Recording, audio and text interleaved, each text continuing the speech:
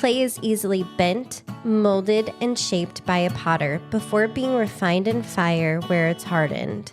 Molded out of clay ourselves, God formed man of the dust of the ground. We are pottery, and God is the divine potter. Through his mercy and grace, he is able to reshape, remold, rebuild, and redeem us.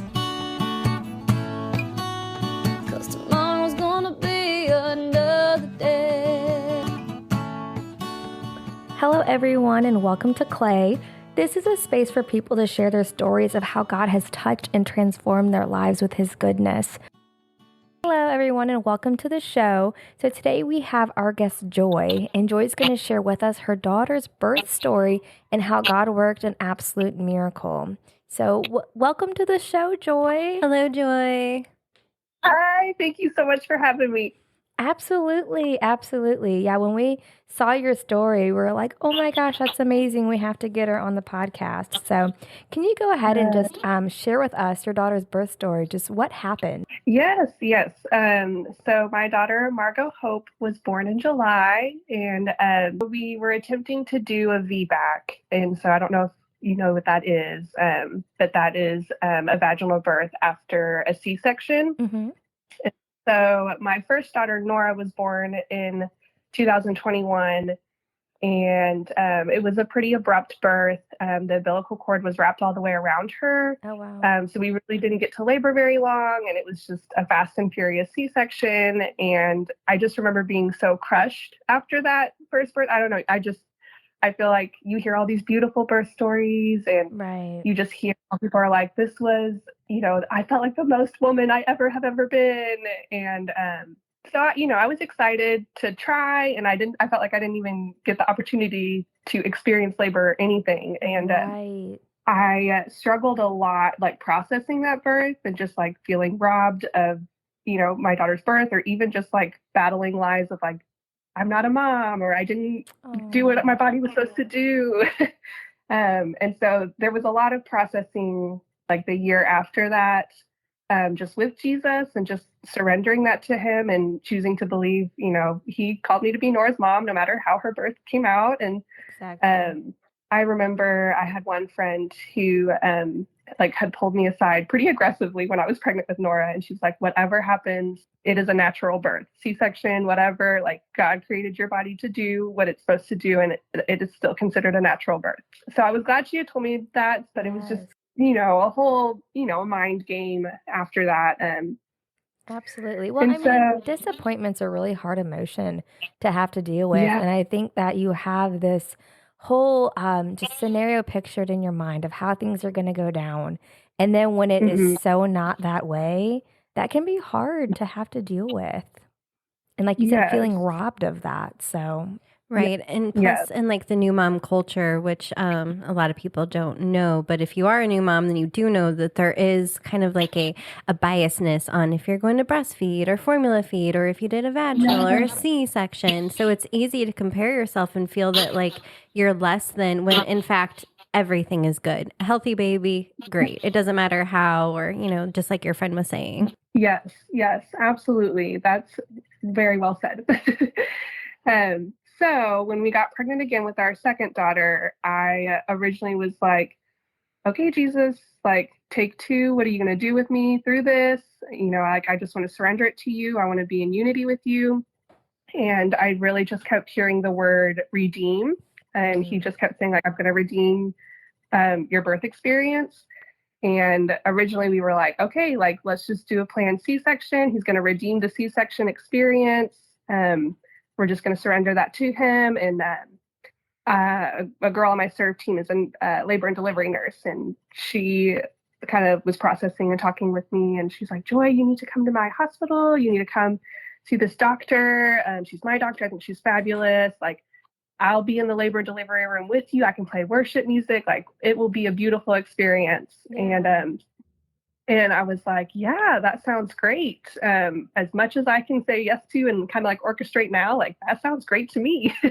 So I switched doctors and so that I could deliver at my friend's hospital and, kind of just was like, all right, done in the back of my head. As my pregnancy went on, I got together with one of my friends who's actually a midwife. She was like, hey, like, how are you feeling about this upcoming birth? Are you going to do C-section or, what are you going to do? And I was like, yeah, I feel totally good with just a redeemed C-section. God's going to move through it. It's going to be great. And she was like, I really think you could do a VBAC, Joy. Like, there's nothing wrong with your body. Like, all the indications are really good. You're really healthy. It's a healthy pregnancy. She's like, just think about it. And if you have questions, like, ask me. And that was kind of the first time I was like, oh, I hadn't even like really considered, doing a VBAC. And so me and my husband just prayed about it.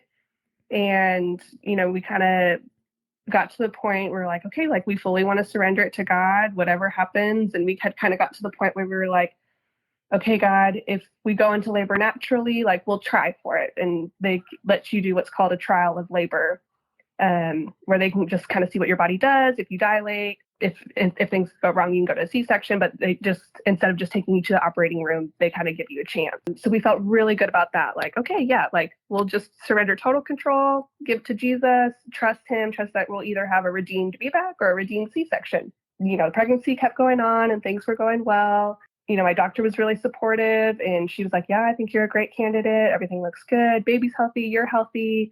I had waited enough time in between pregnancies. So things were really looking really hopeful. And then halfway through my pregnancy, I failed my glucose screener. Oh no, those things are so gross to drink. Yes. I was so annoyed because then I had to do the 3-hour test where they take your blood. Like, that is awful. Yeah. It was a nightmare. But because of that, they found out I was anemic, and my blood sugar ended up being fine.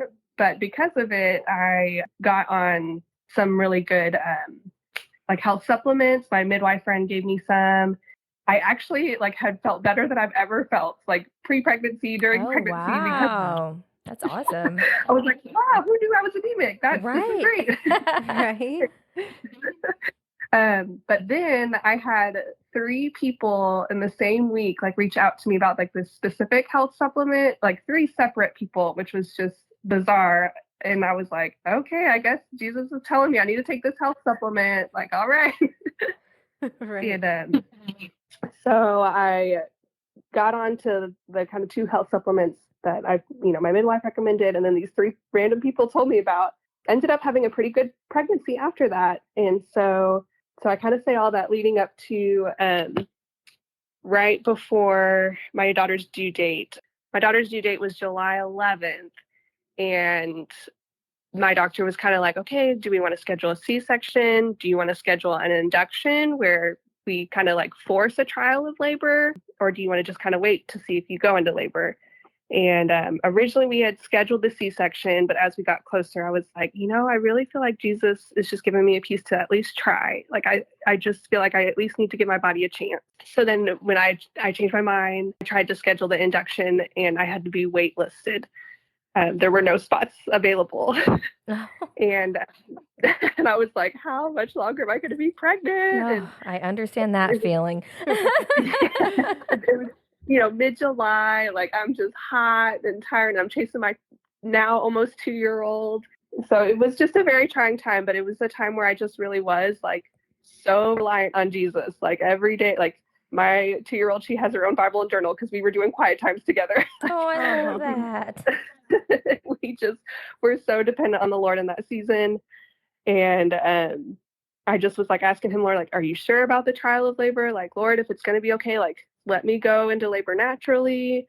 Because the risks of the induction is kind of forcing your body to do something it may not be ready for. Right. And so that was another fear. I was I really don't want to be induced, but I don't want to go straight for the C-section. So my prayer during that was Jesus, I want the experience to even feel what it feels like to go into labor naturally, because I was induced with Nora before too, so I didn't even experience that the first time. Right. And so that's all the backstory. um, and then so leading up, so my daughter her due date was July 11th, which was a Tuesday. And the Saturday night before, I did go into labor naturally. I started having contractions, and I had been having like Braxton Hicks. So I was like, maybe it's just that. But then as the night went on, my water broke. It was not dramatic. It was just like a little trickle. Like, me and my husband laughed to this day because we waited throughout the night, and then we literally went to the hospital and we like buzzed the little buzzer and we're like, I think I'm in labor. I don't really know. That's funny. And we were like, it's just so different, than anything you expect in the movies. And you're just like, okay, I think this is what we're doing. And that's so funny. So sure enough, they tested and my water had broke, and it was just a beautiful experience. It was the best day. Like my friend couldn't be there. Another backstory. So all of this is just Jesus aligning all of the stars. I love it. She ended up getting pregnant 3 months before we did. And so, or no, I think it was just like a month or two. The math is kind of iffy, but anyways, she got pregnant before us, but she had her baby early. Okay. So she was returning from her maternity leave the week I was due. Gotcha. And so she's the friend that was going to be in the operating room, like play the worship music, like she's the labor and delivery nurse. And so Jesus just even aligned that, like, the week that we went into labor was the week she was coming back from maternity leave. And so she couldn't be there the day that I did go into labor, but she was able to like text all her nurse friends and make sure we were in good hands. And so we had just lovely nurses. It was the best day. Like, I got to go through the whole process. I dilated to a 10. Like, it was like 7 p.m. So it was just a great day, smooth sailing. And then we were getting ready to push. And they had a hard time finding her heartbeat. And so they kind of started flipping me around a little bit. And then I started to, and I did have an epidural. And I started to like feel a pain in my like upper abdomen. And they're like, no, you shouldn't feel anything. And I was like, well, I do, and it doesn't feel great. Right.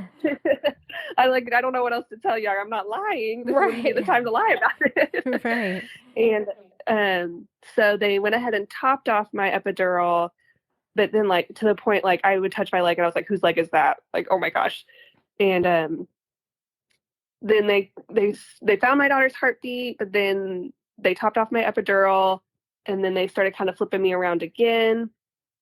And I could still feel the pain, and then I threw up, and they were like, oh wait, like something actually might be wrong here. And so then they lost my daughter's heartbeat, and like on the monitors, and it was just pretty quick. Like, I even remember looking at my husband and being like, it's okay, we're going to the C-section, like it's no big deal.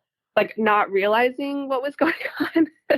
Right. I just noticed that like a lot of people came in the room, and they just like they got me ready to go, and my husband couldn't go with me, so they took my bed and went into the operating room, and they like didn't have time to put me under or anything. So it was like even a blessing that they had topped off my epidural. It was a blessing, like just my personality type. I don't even really advocate for myself, and it was just a blessing that I did. Yeah. And so it was, so they just literally had to jump right in. And they said, the doctor said it was one of the worst ruptures she had ever seen. So my uterus had ripped open essentially so I have like my C-section scar, and I had ripped like straight through it. Wow. So, oh my goodness. So doing a VBAC, that's like the major risk that you run is having a uterine rupture, correct? And so that was what actually was happening at that time to you. So that's a huge deal. Yes. And so, and my doctor had told me, she was like, there's only a 1% chance of this happening. Yeah. But if you think a lot of people are having babies every day, like that's still quite a few people. Right.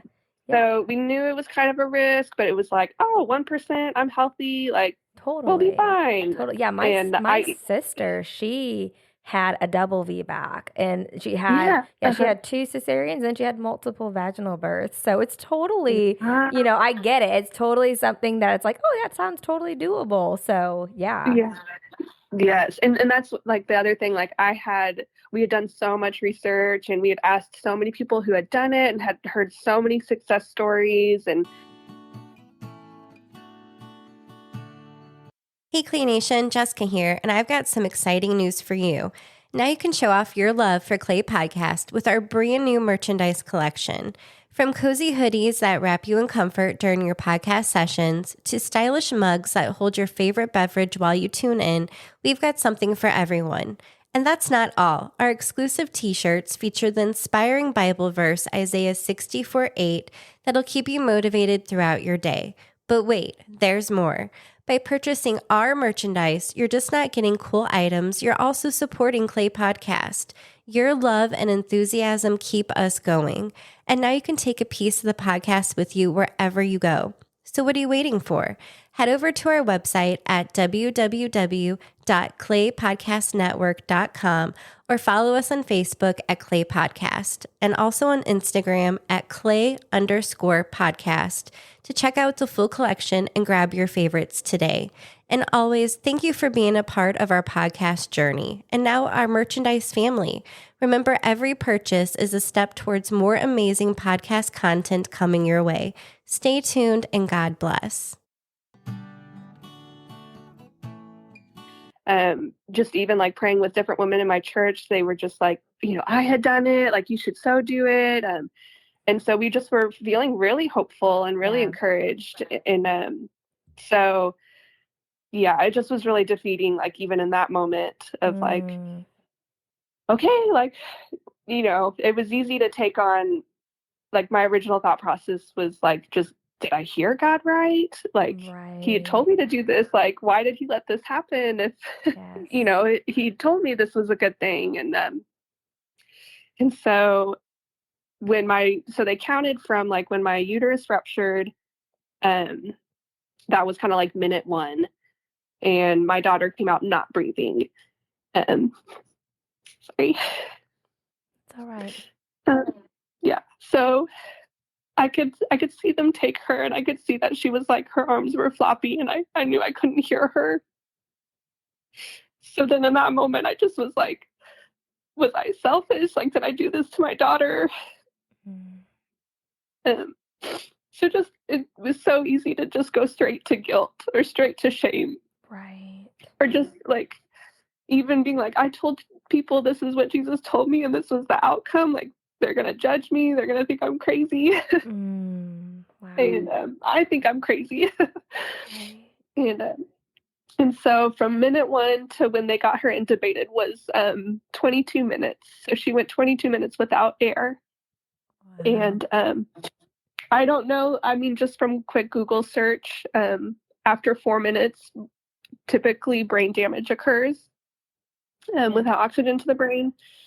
And I again, like fact check me, but someone had sent to us, they saw that like at 25 minutes without oxygen to your brain is fatal.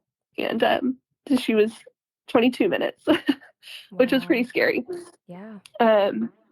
But so, they got me sewed up, which was also even a miracle. I was able just to have like a typical C-section recovery because of the way that I ripped. If I had ripped vertical versus horizontal, they would have had to do a hysterectomy. Oh, wow. And so the doctor was very confident, like, yeah, you can have kids again. Like you're going to recover just fine. So that was even a miracle of like God just protecting my body and protecting my uterus. So we got me sorted out, and then they decided to do the cooling process for my daughter. And so that meant that they were going to put her in a hypothermic state to kind of like freeze her body, essentially, to kind of get it to just stop doing things so it would prevent any future damage. Gotcha. And so they cooled her to 92 degrees. So it's not like awful. She's not freezing, but it is technically a hypothermic state. Right. Yeah. And so they started that pretty quickly. And then with the intubation tube at minute 45, so she went the 22 minutes without air. And then at 45 minutes, she actually started breathing on her own, which was a really good sign. And so we started that journey, and that was just like a big, like, okay, we don't get to hold our baby. We won't hear our baby cry tonight because she's intubated. And I think that was just, going to the hospital room and postpartum, and you don't have a baby, and you hear other babies down the hall, and it was just really hard. But God was so sweet in those moments of just, even like through the staff, like the nurses there, the doctors, everyone we talked to was so kind, so encouraging. Like we just felt peace in a time when we probably shouldn't have. Right. And right. so, each day we would, so we woke up the next day, or actually before that. So we got to see our daughter one more time before we went to bed, and they handed me a paper, and they said, don't read this tonight. It's really scary. But of course we read it. Right. Of course. Right. And they were saying, like, this is what your daughter is like being diagnosed with. This is what we're treating. And so it's hypoxic ischemic encephalopathy, which is just no oxygen to the brain for a period of time. And the paper just like talked about, okay, like your future could be seizures, your future could be cerebral palsy, your future could be learning disabilities, motor disabilities, just all the things that could go wrong. And there's like mild, moderate, and severe, and she was diagnosed with moderate. And I think everything that I've been reading is like 25 to 75% of infants with moderate HIE like have pretty moderate complications. And so everything we're reading is not looking great and not looking hopeful. Right. Right. And so, we woke up that morning of, okay, our baby's alive. That's our praise for the day. Like, we don't know what future will look like. We don't know really a whole lot, but we're going to just thank Jesus for that.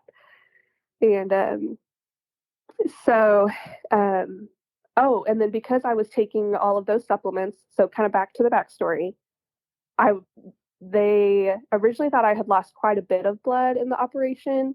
But then when they like checked all my blood levels and everything, they were like, actually, you look really good. We don't really know. We can't really explain it. Like, your blood levels look great. Like, you don't need any extra supplements or anything.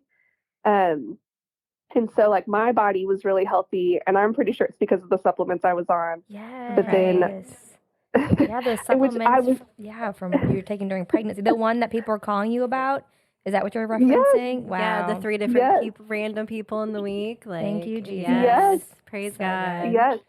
And like with my first delivery with my first daughter, I had to be like hooked up to iron afterwards and have all these things. And that was just like a normal C-section. This one was an emergency where there was stuff everywhere. Right. And it was a lot. And they were like, yeah, you actually look really great. You look really healthy. Wow. So that was a miracle. Like, I just remember being so annoyed about the glucose test, but that was even Jesus working beforehand, like preparing my body. Right, totally. Exactly. Wow. And then I don't know if I've even said her name yet. Margot Hope is her name. I love that. Such a cute name. Beautiful. Thank you. Yes. Well, actually, we felt called to name her Margot because it means pearl, and we feel like a pearl is the treasure of the ocean. And I like, whenever I just prayed about her name, I remember like one quiet time I had, like the song Oceans came on. Like, I just want to walk on water with Jesus. I just want to like go deeper. I want to, keep my eyes fixed on him. Like, I think of Peter walking on the waves. I love that. And so just from the get-go, we knew we were going to be going out of our comfort zone and walking on water with Jesus. And so we wanted that for Margot. And so that's why we went with that name. We had no idea how crazy it would be. Right. Yeah. But, how fitting it would be. Yeah. He's like, this is how I'm going to build your faith. Yes. So we were like, wait, not this water. I want to get back in the boat. Right. Right. So Margot being in my belly when I took all those supplements, she was born 8 pounds 2 ounces, so she's sturdy little girl. Yeah. And all of her levels actually looked really healthy and really good. Like she was full term, she was really developed. So even the doctors were saying like, wow, she like looks really good going into this cooling thing. So I don't think it was an accident that I failed that test. Like, and I think I failed it by like 1 point. And I was like so mad at my doctor for making me retake it because I was like, I'm borderline, like I'm healthy. This is so dumb. Right. And That's so but now funny. I'm like, I'm so glad my doctor was like, let's just be thorough. And I listened to Yes. her, and that was Yes. Jesus getting me healthy, getting Yeah. baby girl Right. healthy. Yeah, you can see his Yes. hand in the story even at that point. So that's awesome. Mhm. Yes. And so um started the cooling process, and literally like every time we talked to a doctor, it was just like, yeah, actually we can remove the intubation tube, she's breathing great. Yeah, actually we can remove this cord because she's fine on that, she doesn't need this or she doesn't need that. And we asked them, they did like roundings every day where all the providers, like all the different doctors or therapists, would get together and kind of like, okay, this is what she's doing, what's our plan of care. And we got to like sit in there, and they would tell us what they were thinking. And my husband had asked, he was like, do you see any red flags, like should we be worried, like we don't want to be naive, like we're feeling hopeful, but we want to have a little bit of a reality check. Right. The doctor looked at us and she was like, usually at this point we see liver failure or we see kidney failure, and we're not seeing any of that. Wow. All of her levels look really good. So even from that first day, we were just like the doctors even had shocked expressions. Like they even were like, she looks really good. This things look really hopeful. And so and then at that point, we had not picked a middle name for her. And so we had just been praying and processing. And then throughout that day, we were like, the one word that kind of keeps sounding loud is like, we just really need hope. Our church, and it felt cheesy to us because our church has been going through this whole like hope carrier initiative, like bringing hope to wherever you are, like, whether that be your job or your family, and in the NICU. And so we've just like heard hope, hope, hope all year long, that we were like, oh my gosh, more hope. Come on. That's awesome. But I mean, that's we're so grateful that that's the culture of our community. We're so grateful that we are overflowing with hope and Yes. being tied to it, and because we Yes. needed it. That was when we needed it most. And I'm so glad like we had verses on hand that we had been talking about for hope. And the one verse that like we really, I don't know, that helped us kind of like land on her name was Romans 5:3-5. So it says like, not only that, but we rejoice in our sufferings, knowing that suffering produces endurance, and endurance produces character, and character produces hope. And hope does not put us to shame, because God's love has been poured into our hearts through the Holy Spirit who has been given to us. So Man, that good. week had a lot of endurance. Yes. Yep. And a lot of suffering, a lot of, Yes. not holding our baby, not like, looking into her eyes and not knowing if she's there. And Yeah. it was just hard. And I just remember I loved that verse because I even had hope for the VBAC, and I felt like I felt ashamed that I had hope for the VBAC. No. And Jesus was like, no, your hope does not put you to shame. Like, you should have joy that you listened to my voice and you obeyed. So good. So and good. and he was like, I'm not going to put you to shame for that. Like, this story is the fruit of you obeying. It's not a failure. It's a victory. It's God's victory. So good, Joy. So good.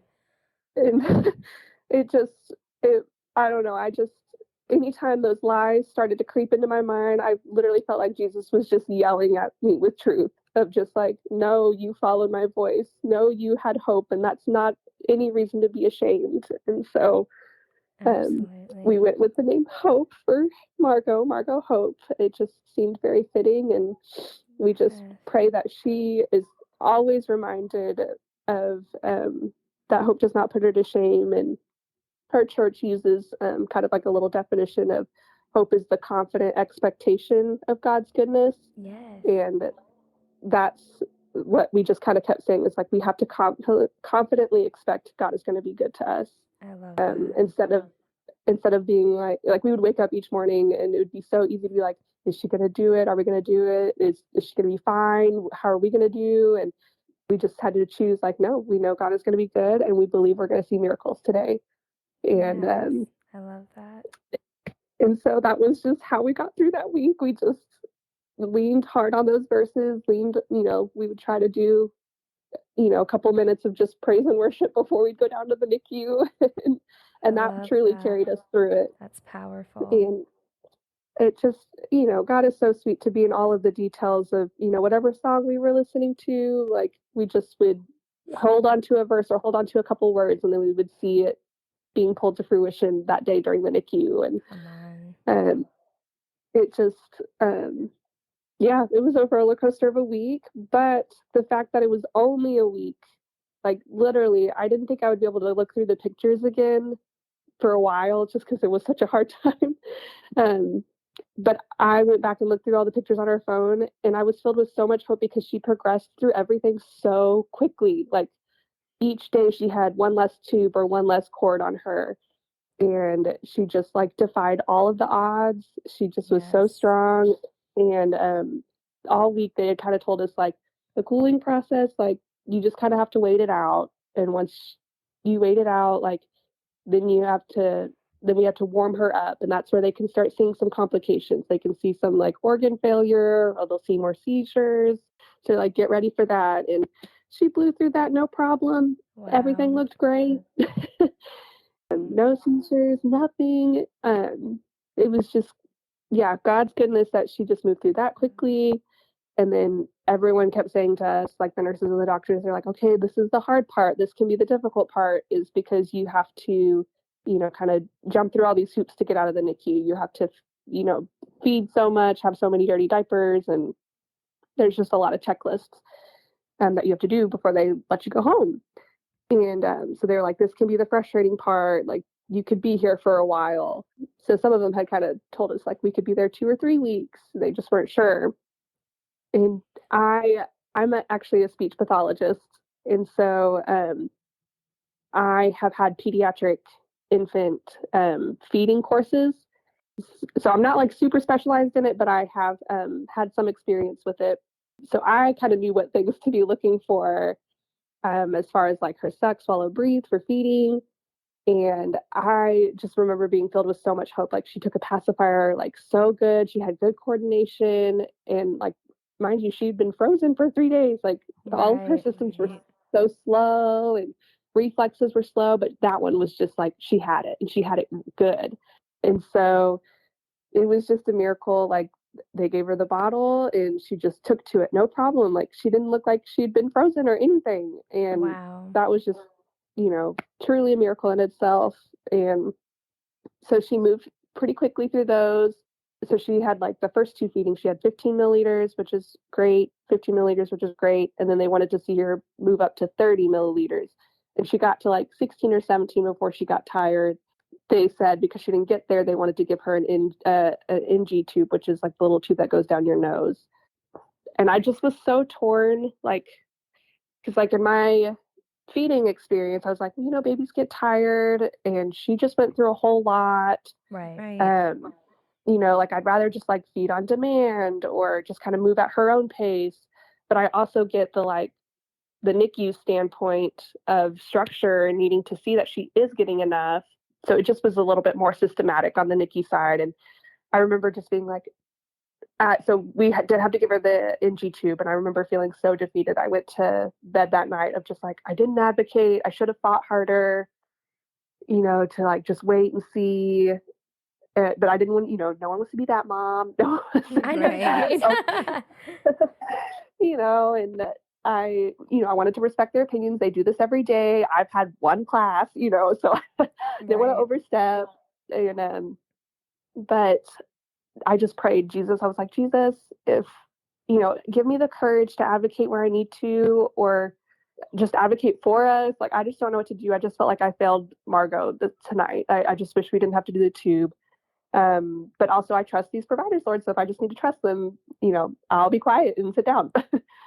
The next morning we woke up, but, we texted all our family and friends, like, we're praying that she can breastfeed today. We're praying that we can do all these things. I can't even remember what it was, but it was like 3 specific things that we texted before we left the room. And then we went down to the NICU, and the nurse down there was like, hey, so I just talked to the provider. She thinks that you guys would be great at breastfeeding. So I think we're going to get the tube out as soon as possible. Let's try breastfeeding right now. That's and awesome. like just X, Y, and Z. Like, it was literally it was such a whirlwind of a week, and I'm a newborn, so my brain is just oof. But so I don't remember what the 3 prayer requests, but I knew she just answered them bam, bam, bam, like right then and there. Come on.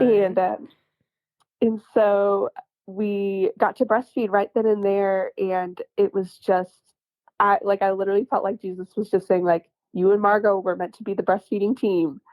And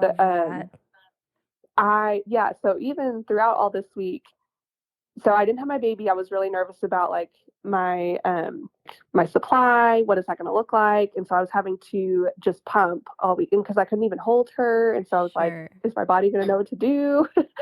And God just blessed me beyond belief. I had this huge oversupply, like this. It was so fast. Like, I would get 6 ounces in 10 minutes. Like, it was goodness. Awesome. To the point where the NICU told me, they're like, you can just stop sending milk. And I was like, I don't know what to do with it.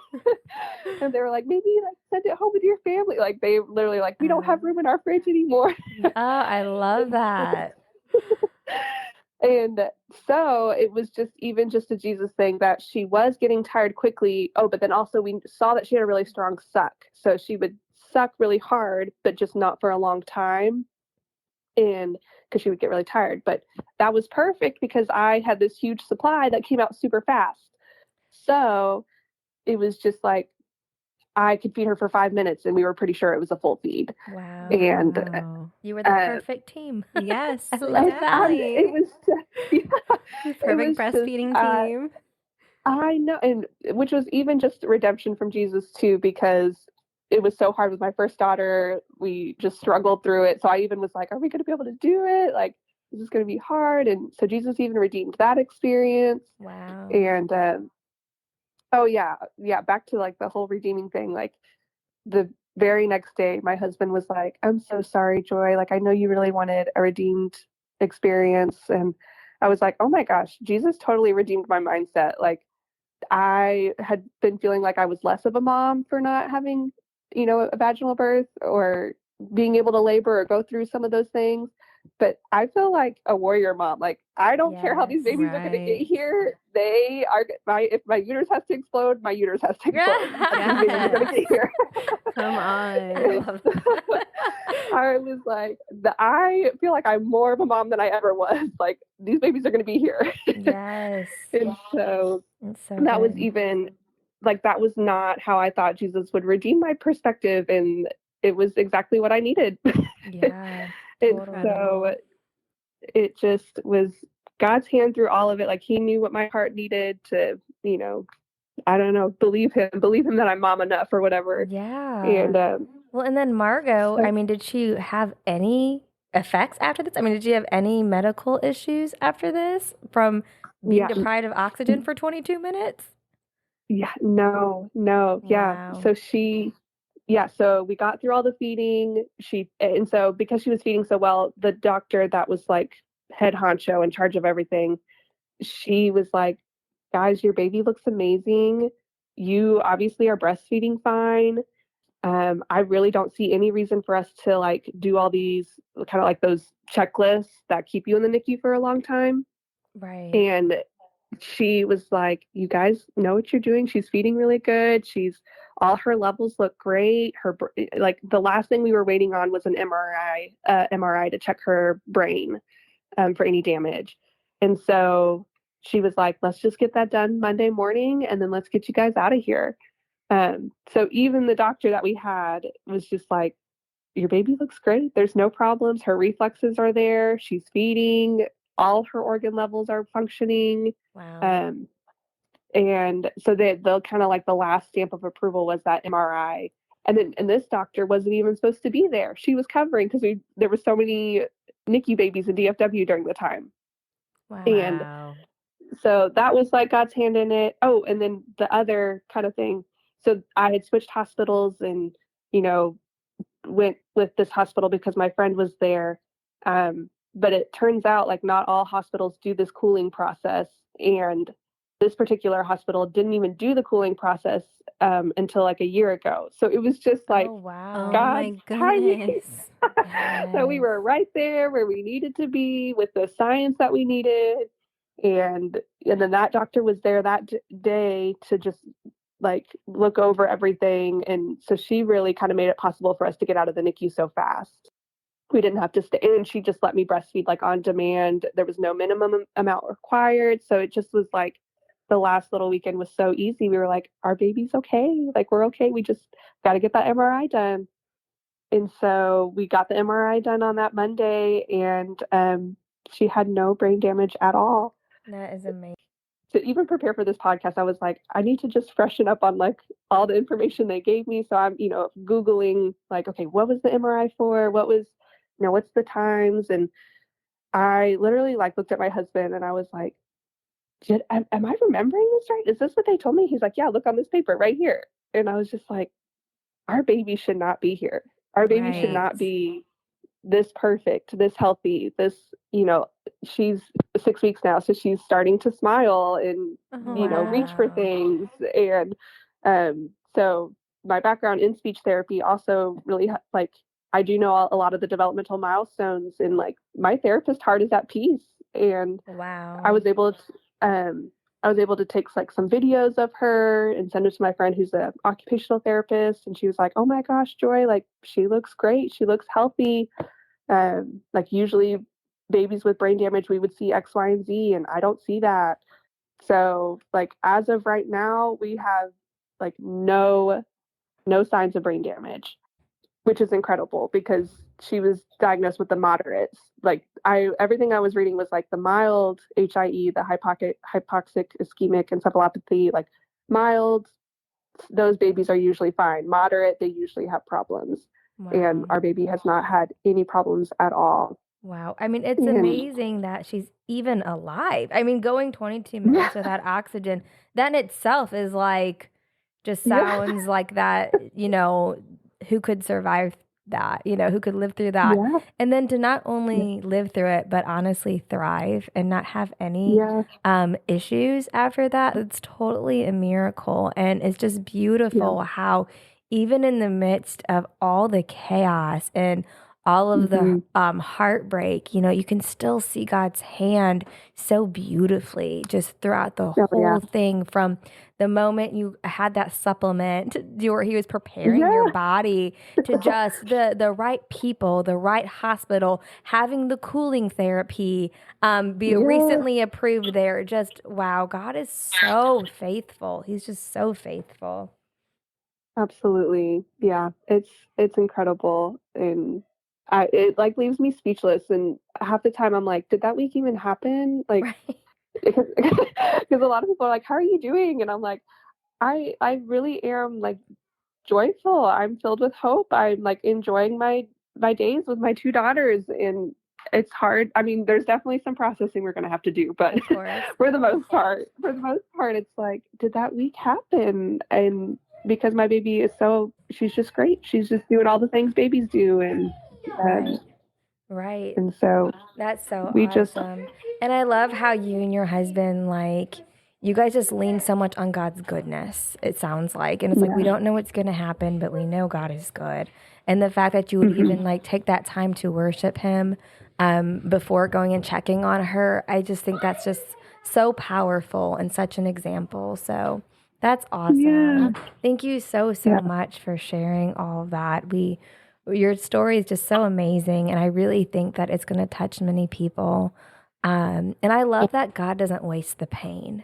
I know Yeah. that like there's those hard parts of your story that you're talking about, and just recalling of the different situations where it felt like you were robbed of certain experiences and stuff. but just knowing that, God uses it all. He uses it all for your good and his glory. And just to wait and see how God is going to redeem all of those moments. It's just awesome. Yeah. He's just so good. Yes, absolutely. Yep. And that was just like my hope throughout the whole week was just like, I just hope this story can just reach others and give them hope that they can hear God's voice and there's no reason to feel ashamed. Like they can be confident in what he's told them and they can be confident in his goodness and no matter what it looks like that, factually that sounds like a nightmare, but I got to see God on such a deeper level and see his goodness on just a whole new way that it's just I am grateful for the experience. I mean, I don't want to do it again. I don't wish it on anyone. Right. Totally understand that. But I am very, very grateful for like God's tenderness to me in that week. And that's something I would have never known if I hadn't have gone through that. Wow. Incredible. What would you say to somebody who's currently facing just like that crisis situation and they're in a place of uncertainty, just like you and your husband, you were kind of in this waiting period of not knowing how things were going to play out. What would you say to somebody in that similar position? Good question.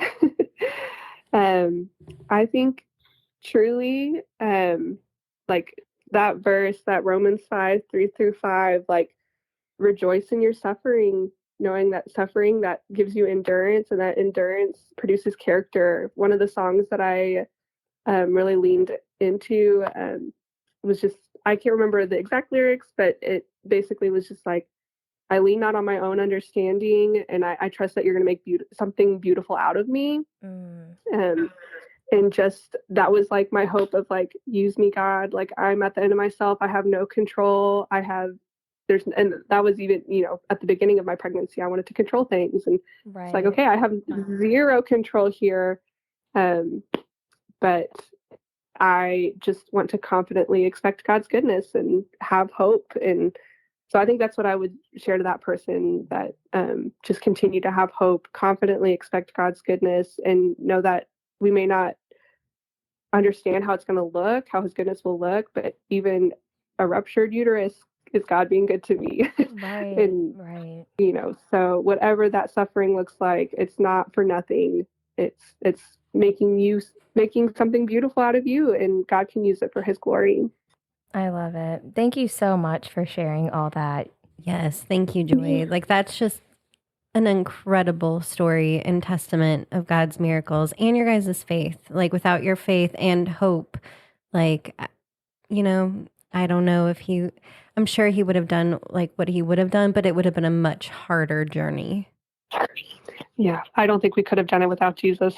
Right. Not one bit. For sure. 100%. Yes. Well, thank you so much for being on here, and we hope that you have an awesome day and go snuggle that little baby. Yes. I will.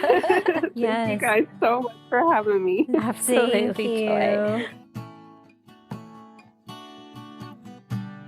Thank you for tuning in to another inspiring episode of our podcast, and our deepest gratitude goes out to our guests for sharing their incredible journey with us. If you're drawn to stories of deliverance, miracles, redemption, and testimonies, then we invite you to be a part of our show here at Clay Podcast. Your story could touch hearts and ignite hope. Join us in spreading faith and inspiration by completing the guest application on our website, www.claypodcastnetwork.com. And as always, a huge thank you for listening. Your support means the world to us. God bless. We don't need a